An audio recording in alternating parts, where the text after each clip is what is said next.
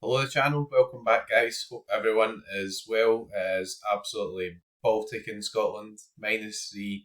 I did manage to get a ticket for the Celtic Bruges game last night, so that was good fun. Apart from being Baltic, as I said, so pretty interesting game. Really impressed by Club Bruges, to be honest. Thought they were really good, so enjoyed going to the game.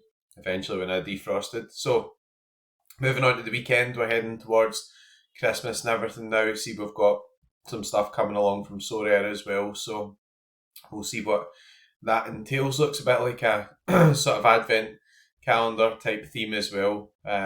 So yeah, a couple of days away. We'll see what's happening then. But for tonight's video, or this morning's video, if you're watching it in the morning, we're going to have a look ahead to the weekend, do the preview, and do the Celtic preview as well. So right, so let's get into it, and we'll do some lineup selections this week as well. Try and mix it up a bit more because we've not always been getting to them as well. So first and foremost, there we are, the mighty Glasgow Celtic. We're on our chest, we're on the wall behind us, and we're at the very top of the projections for the game week as well. 92% win percentage, 3.4 XG, 59.88 clean sheet percentage. It's a good fixture for Celtic. We'll come back to discussing Celtic relative to Predictify in a wee minute. Barcelona against Las Palmas. Yeah, I mean, Barcelona will be brilliant this season, so that'll be the standout fixture in La Liga, and looks like in Champ as well. 3.23 XG, 45 clean sheet percentage. They're not really a sort of stackable team, Barcelona. You know, it's more a case of running like the attacking guys, Rafinha, Yamal when he's fit. Danny Olmo scores pretty well too. Bodo Glimt against Lillestrøm, they don't really have any in-season cards, but some classic cards floating about. Sorry for mentioning the C word there. Galatasaray against Eyüpspor. 2.71 XG, they must be rubbish, Eyüpspor. Galatasaray have got a game tonight actually against AZ, so you know, maybe they'll rotate a wee bit. That's going to be the tough one to call. Paris Saint-Germain against Nantes. Yeah, they've been really difficult to call. Paris Saint-Germain or PSG. With Safanov playing for a couple of games, has he displaced Donnarumma? He might have, or it might just be one of those, you know, a few games each type scenarios. Interesting, especially after I won that Safanov in-season super rare and then sold it for like 200 quid or whatever. But yeah, I mean, obviously, I don't care now. So moving on, Fenerbahce, pretty good fixture as well, 2.63 XG. Club Brugge against Dender. So yeah, I mean, honestly, I thought Club Brugge were really good. Really good. Experienced goalkeeper. The Kuiper was excellent. They're pretty solid at the back. Say maybe not always the most comfortable on the ball. You know, Celtic press as well. Midfield, Onyedika, Vanaken, and Jashari were really good. Celtic really struggled with that, and Vanaken obviously marked McGregor, and then they were dangerous up front. So anyway, I thought they were good, and that's another good fixture. 2.5 XG, 49% clean sheet percentage. We've got Sporting, Porto, and Benfica all grouped there together. Sporting have got the highest clean sheet percentage, so might be the most stackable one, if that makes sense. I don't have the Sporting goalkeeper yet. So I won't be stacking them. So maybe like run some sort of split there, you know, Benfica, and just hope that Sporting concede again. They weren't very good against Arsenal. Arsenal were quite good as well. Actually, I watched that game. Sanfrecce against Consadole Sapporo. So there's not much to go in the J League, so that'll be sort of dying off pretty much soon in terms of card values. Pretty good fixture there for them. Feyenoord against Fortuna Sittard. They'll be like really quite buoyed by that sort of comeback against Man City. Brighton against Southampton is pretty good. So it's not up there with the sort of Barcelona in terms of like XG and stuff like that. But yeah, it's a good home fixture for Brighton, and we'll have a look at Brighton on Predictify as well, because there's nothing much else. Well, I was going to say nothing much else standing out there.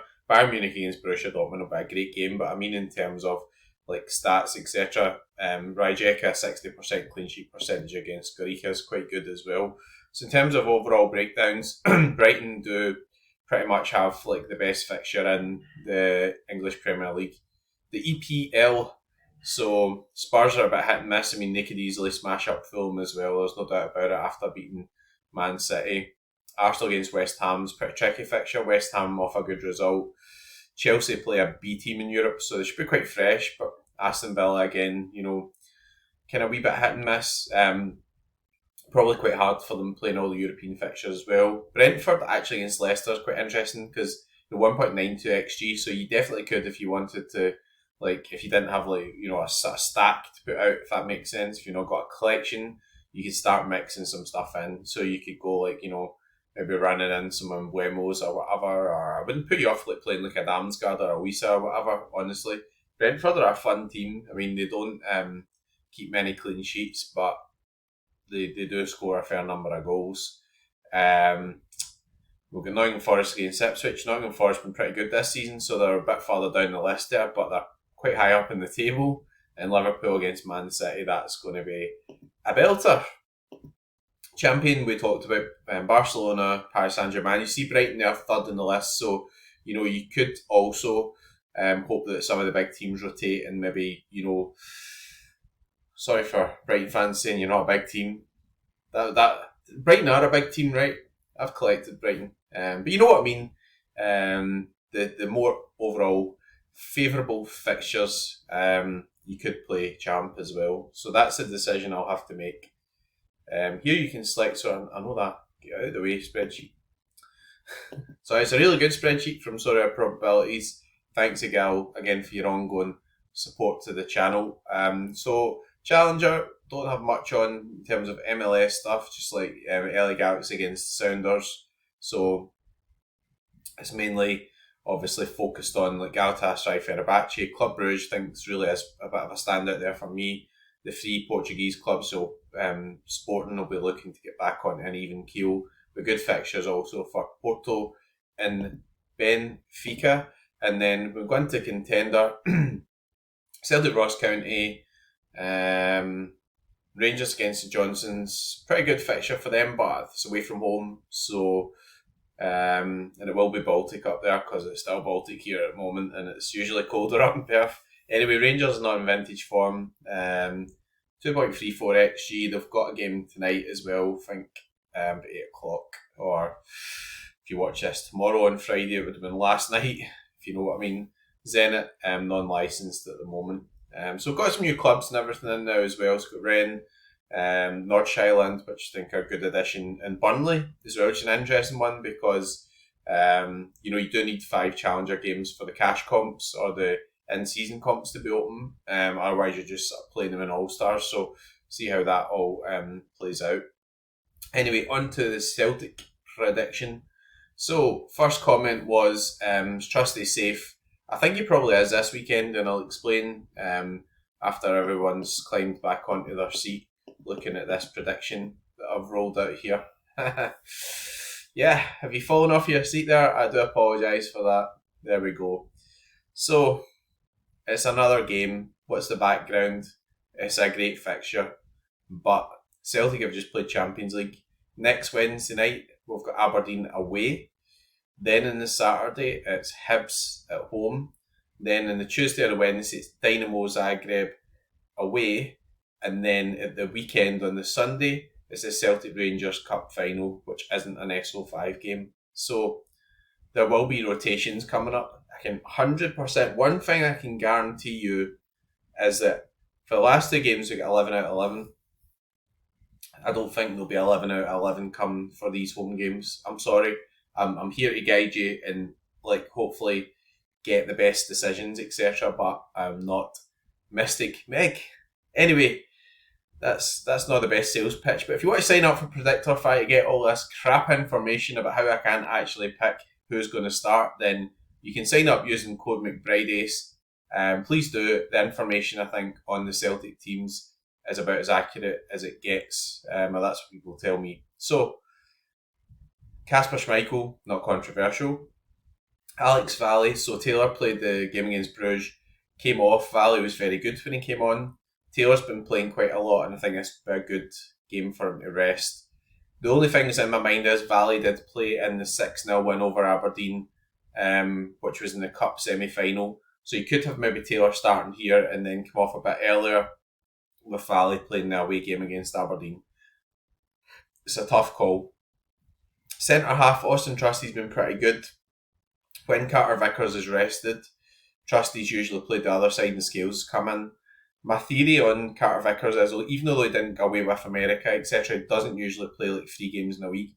And I don't think he'll play 4 games in a row over the course of, like this sort of Saturday midweek, Saturday or Sunday midweek again. I think we need him for Aberdeen. So my hunch is that Scales comes into this game, maybe then Carter Vickers comes back in for the Aberdeen game, then see how he is. Then maybe Trusty gets a rest at some point. I don't know. Trusty did go away with America, and he played, so he had like a long flight and all that sort of stuff. Right back, Alistair Johnson went away and played 2 international games with Canada away. Then he's played for the last sort of 2 games as well. This would be a good chance to see Ralston. I think that this is going to be a real tough call. It's hard to leave Johnson out, but I just can't see anything other than loads of changes here. I mean, I'm probably predicted 1, 2, 3, 4, 5, 6, 7 changes here. And actually against Dundee, I think we changed 6 previously earlier on the season in the midweek game. So I think that that's accurate.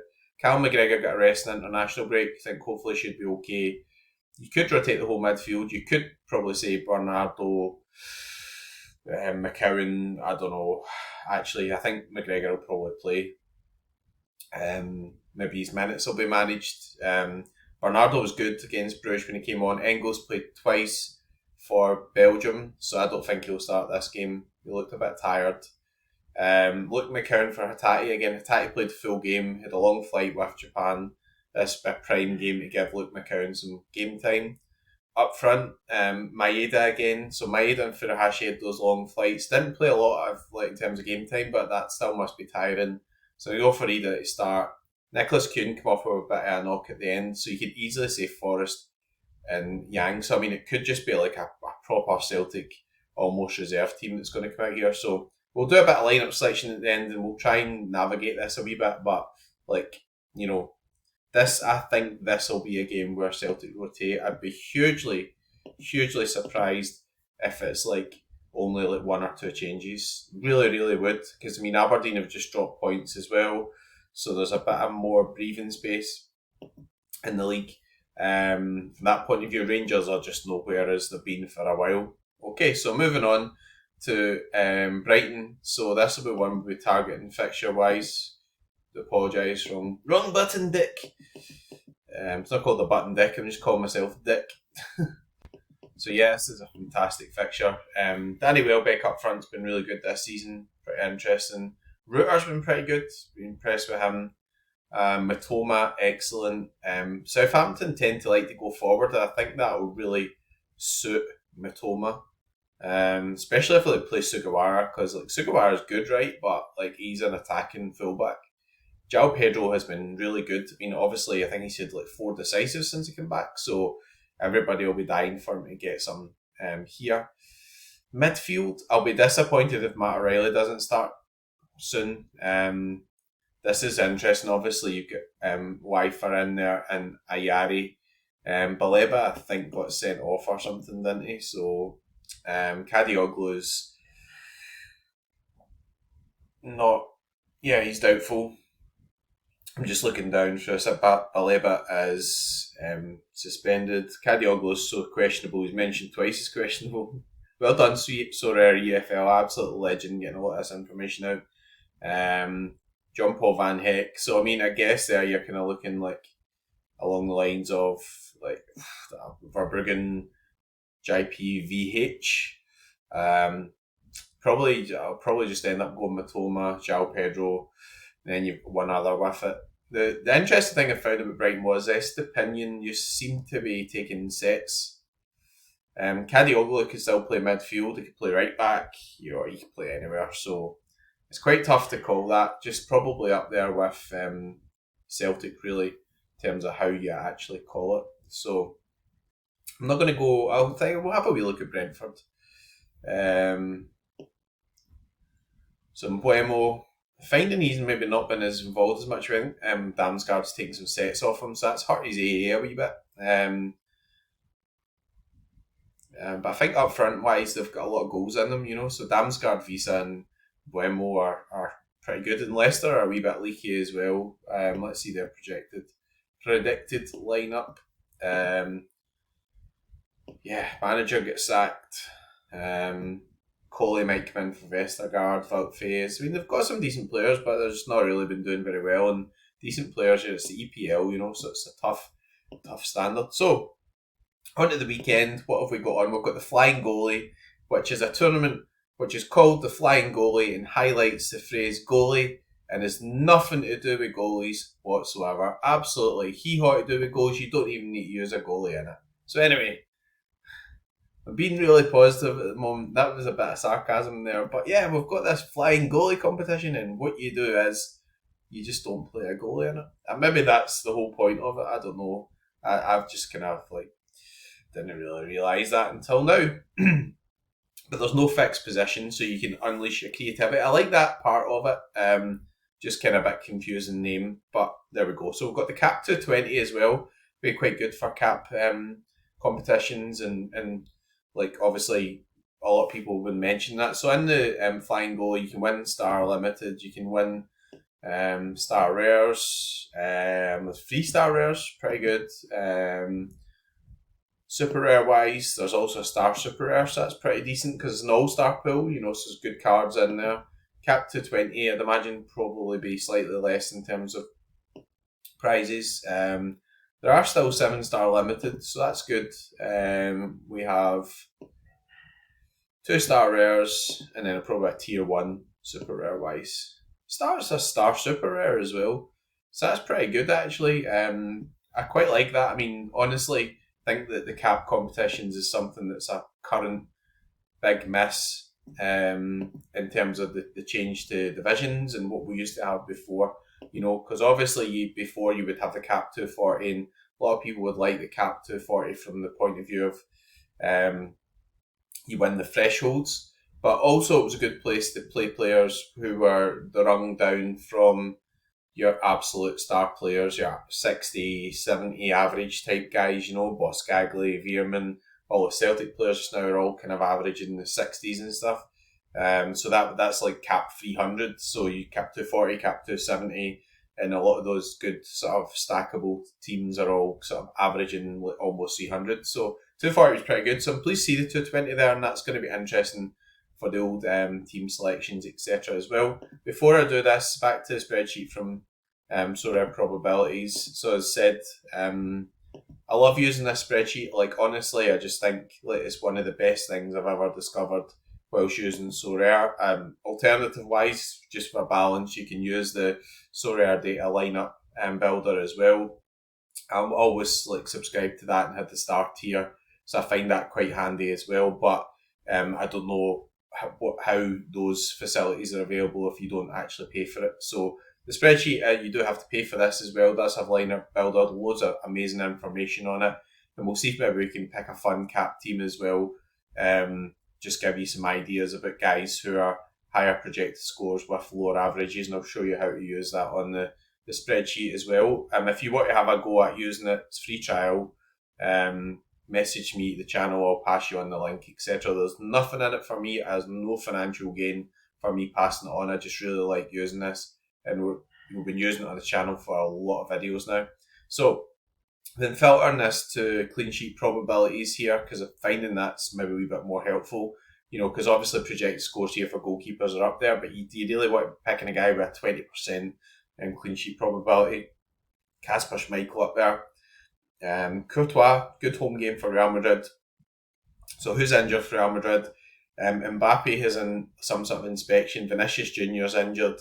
Bellingham struggling as well, and the Real Madrid bus crashed in the motorway as well. I think everybody's okay, but even the bus is injured.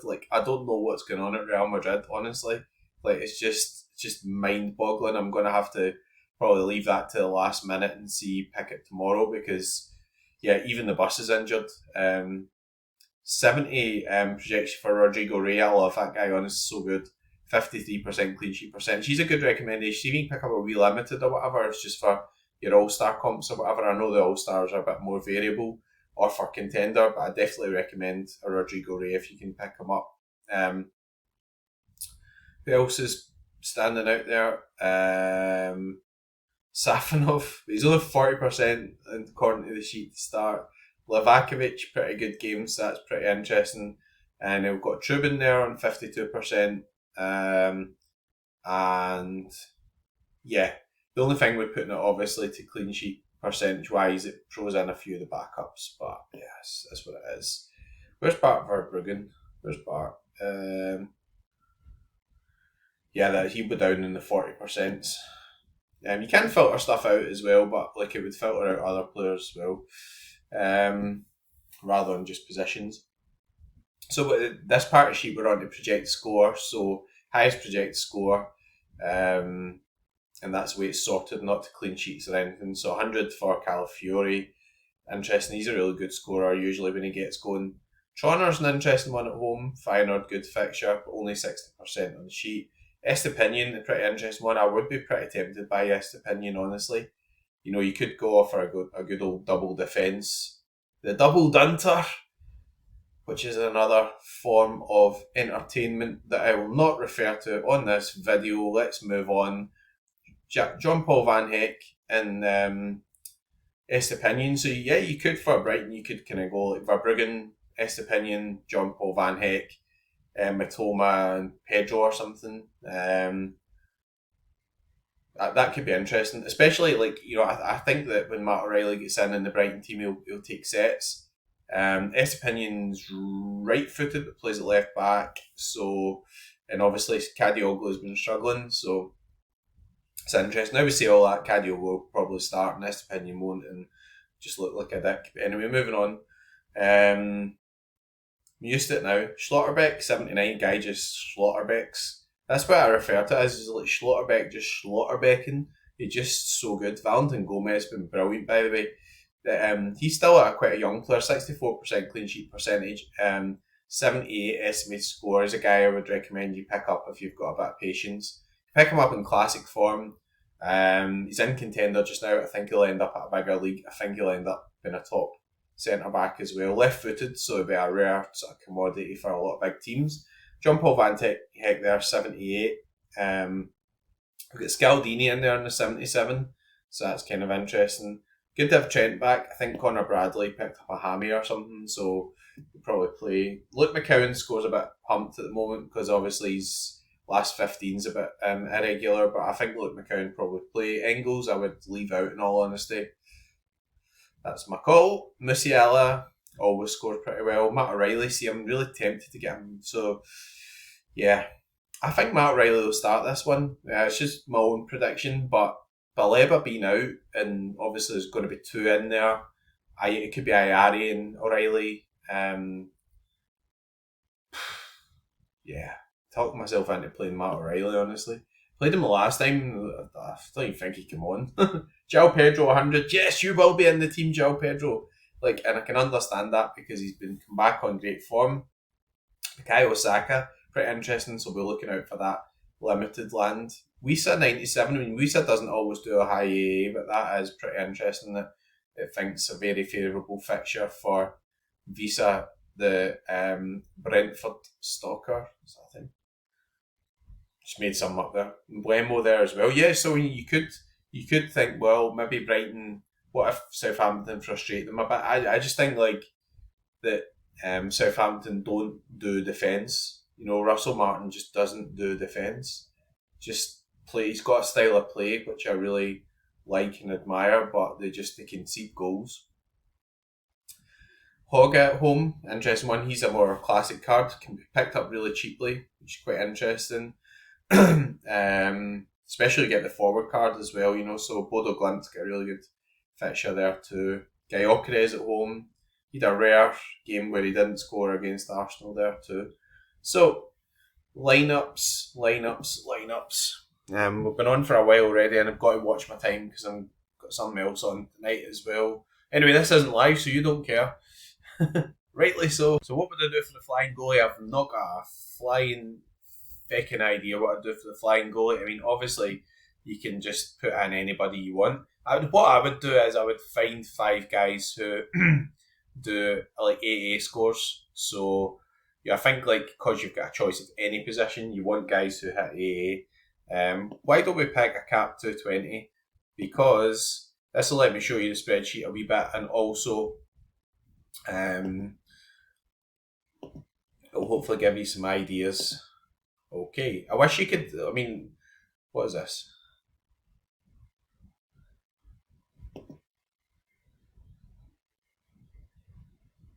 What does that even do? Welcome to Sorare's Genius UI. What is that button for?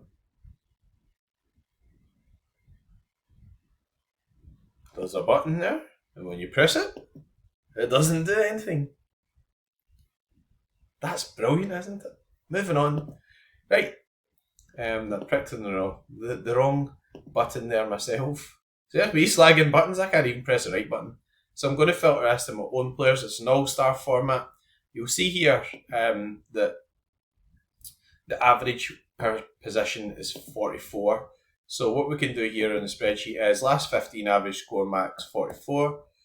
And then this will throw up everyone from the gallery, sorted by clean sheet percentages and sorted by projected scores. Okay.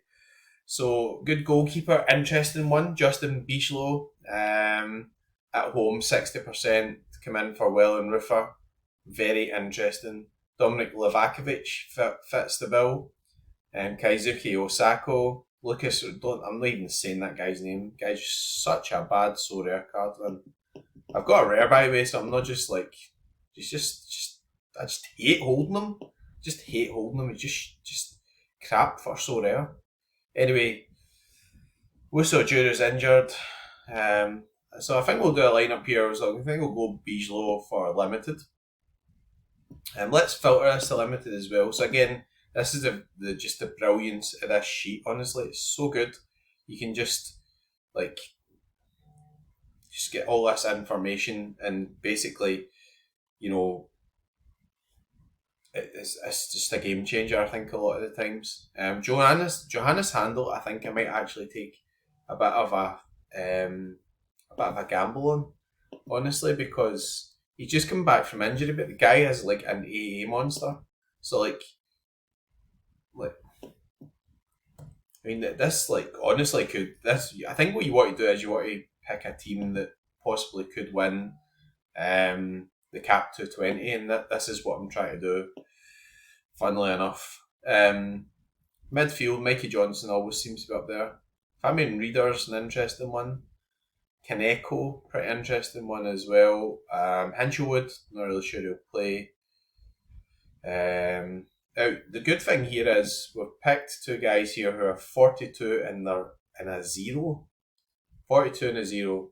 So we can definitely release that cap up. So what have we got left to use? Average 59 to use per position. So we're back up to 60 now. The good thing now is this just gives us quite an open choice of who we're going to use. So interest one onto Veros has been really, really good. So I think he's definitely somebody we'll use in here. Well capable of the big score. Don't always use him in contenders well. 10% to start. What? Broholm, Michael Elise, Evgen. Start with Evgen, is 77. So I'm not sure why Ontiveros is so low, but that's always a warning sign for me. I know what I'm getting with Handel. I know his position in terms of just coming back and everything. So Evgen. Guess we could go for Evgen and Hoga. Be the nice combination here. Evgen and Hoga, and then what we've got left 54. So again, what to go in here and type in the 54 and see who sort of stands out there, who's still available. Danny Welbeck. I might actually don't really mind that at all. Kvaratskhelia, probably use champ somewhere. Broholm, pretty good. Actually, I like him. Zickernag, I'm just going to play the Bodo Glimt stack. That's what we'll do.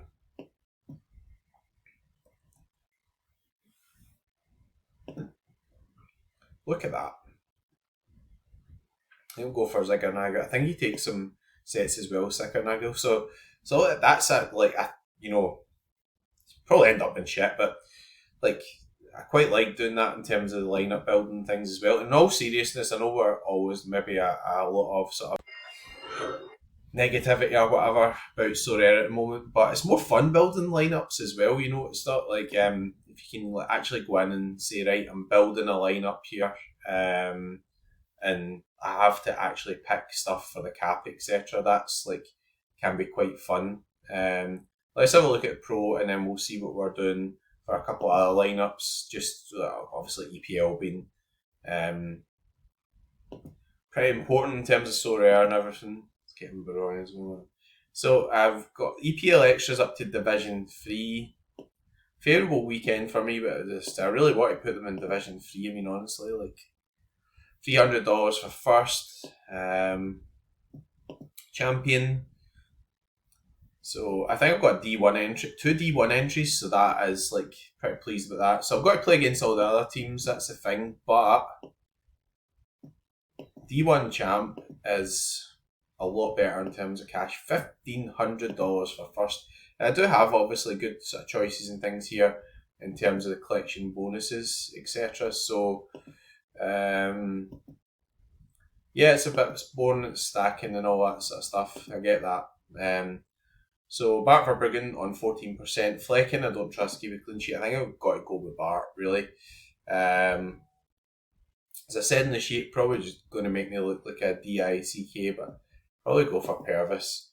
I mean, I just think, like, you know, even if O'Reilly starts and he does like the kind of sets from one side, he could get a decisive.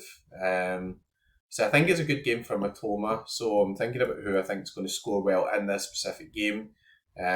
So Karen Matoma, got to play Pedro, I think, based on the spreadsheet and everything. And then are we going to mix it in? So, you know, the Mighty Brighton, how like far do we want to go into that? Or do we want to just do the whole thing and then just risk that nobody else plays the same team that's got better like XP or whatever? That's the real interesting one. That's what I don't like. You know, it's quite interesting, and I suppose it's maybe good to run it outside EPL if you're running the full stack. I'm desperate to run a Matt O'Reilly. Honestly, I'm just so desperate to put in Matt O'Reilly. But I mean, I think based on what I paid on these players, even if I got a podium, somebody else had something identical, wouldn't be the end of the world. I think João Pedro captain makes sense. I guess there could be an argument for playing another attacker in there if you're going to score a couple of goals, but you know, AA building, you know, maybe get an assist.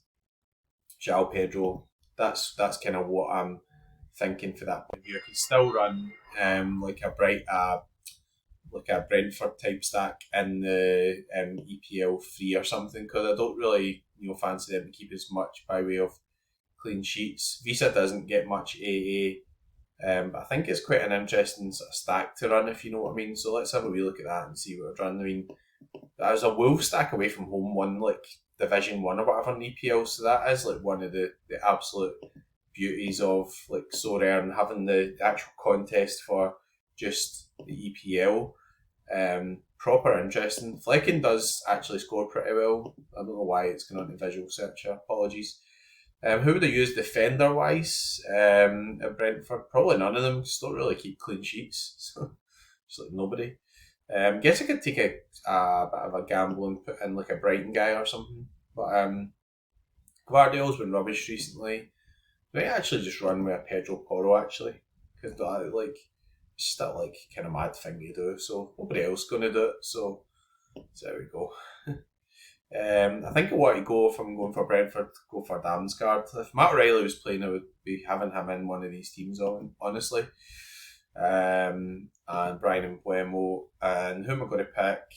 I think the highest AA potential is Damsgaard actually on the sets. Gets like an assist or two, and you might get a goal or whatever, you know. And I think Mbuemo's AA has been a bit lower recently. Visa's not an AA guy, but he could rack up some decisives, obviously at home. And I think Pedro Porro is capable of the old 100 there as well. I don't think we can sign off without picking a Celtic team, so let's do so. And then I hope that that's been a bit more of a help to everyone in terms of actually like lineup selections and everything as well. I don't know who I'm going to be specifically running in my very first team here for Celtic, but right, so limited 2024. Yeah, so it's obviously definitely got to be Kasper Schmeichel, but in the high XP one. Why am I? Why has that happened? I don't know how I did that actually. That looks quite cool. Defence. Who would I go for in defence? Jeez, I think I'd go for Liam Scales. I mean, I think he's probably going to get rotated in, and I think he'll be a popular pick. Midfield wise, Bernardo. I think I'd go for Paulo Bernardo. 10%. Yeah, good predictions there, mates. Why? Oh, yes, because of left in Scales. The scales of justice. Who would I pick up front? It'd normally be Nicholas Kuhn. What is going to. Whoa. Get off my screen now. So all the press and delete here. Who would I play up front? What is going on with this? It's dead hard to leave out Nicholas Kuhn. Honestly, it did have a bit of a knock, etc. as well. Yeah, I think these are all my 2024-25 cards. You could do something a bit more wacky and just run with like a Berardi. You know, the guy's just been putting up insane scores. I think with question marks against the Celtic forwards, probably rather do that than pick like an Adamida, if that makes sense. And then who else would you play? Luke McCowan, think we'll get game time, but it's a bit of a proper stab in the dark to say you're going to play him. I filtered this back to in season. Callum McGregor should be pretty solid, been really good at home as well. So you definitely could do that. Berardi's definitely a high 80 form. At least scores. Look at scores, sensational scores. But I think, because Celtic focus, I go for Bernardo. When he does start, he gets the sets over Engels. So definitely could get a goal in this game as well. Pretty interesting. So should do something like that. If you're in the Celtic lineup and you want to use a Celtic forward, I'd probably just use Nicholas Kuhn. I mean, I just don't see how you can use anybody else. Yeah, I don't see how you can use really anybody else. But I think what we'll do is we'll also have a look, or I will. But you should also have a look out for injury news tomorrow.